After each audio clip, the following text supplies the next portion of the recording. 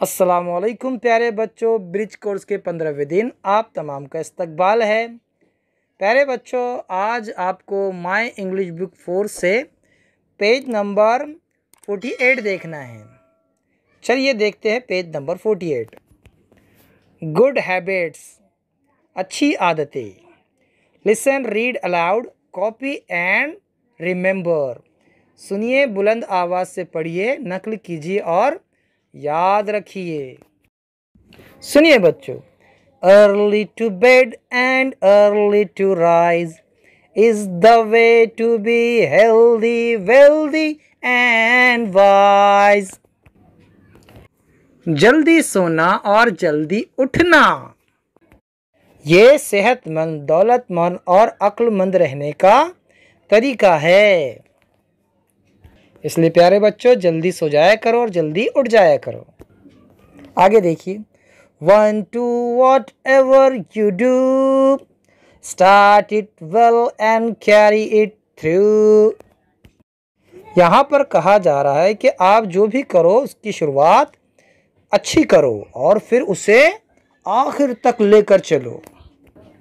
आगे देखिए, 1 thing at a time and that done well is a very good rule as many can tell। प्यारे बच्चों, यहाँ पर यह पैगाम दिया जा रहा है कि एक वक्त में एक ही काम किया जाए और वो काम जो एक वक्त में एक किया जाता है वो मुकम्मल होता है, अच्छी तरह होता है। ये बेहतरीन उसूल है, इस पर बहुत सारा बताया जा सकता है। चलिए देखिए आगे। Hearts like doors will open with ease to very very small keys, and don't forget that two of these are thank you sir and if you please।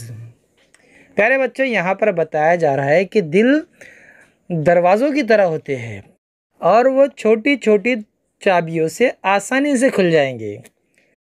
ये दो बातें मत भूलिए, और थैंक यू यानी शुक्रिया अदा करना, शुक्रिया सर कहना, एंड इफ़ यू प्लीज़ यानी बराए मेहरबानी। अगर आप, हम कहते हैं ना बराए मेहरबानी, अगर आप मेरा ये काम कर दे तो वो उसके दिल में बात उतर जाती है और कोई भी हमारा काम खुशी खुशी करता है। ये दो चीज़ें ऐसी है जिसके ज़रिए आप किसी का भी दिल खोल सकते हैं, किसी के भी दिल में दाखिल हो सकते हैं। ठीक है ना प्यारे बच्चों, आपको इन गुड हैबिट्स को याद रखना है, याद करना है और ज़िंदगी भर इस पर अमल करना है। ठीक है प्यारे बच्चों, फिर मिलेंगे अगली वीडियो के साथ। तब तक के लिए अल्लाह हाफ़िज़, अस्सलाम वालेकुम।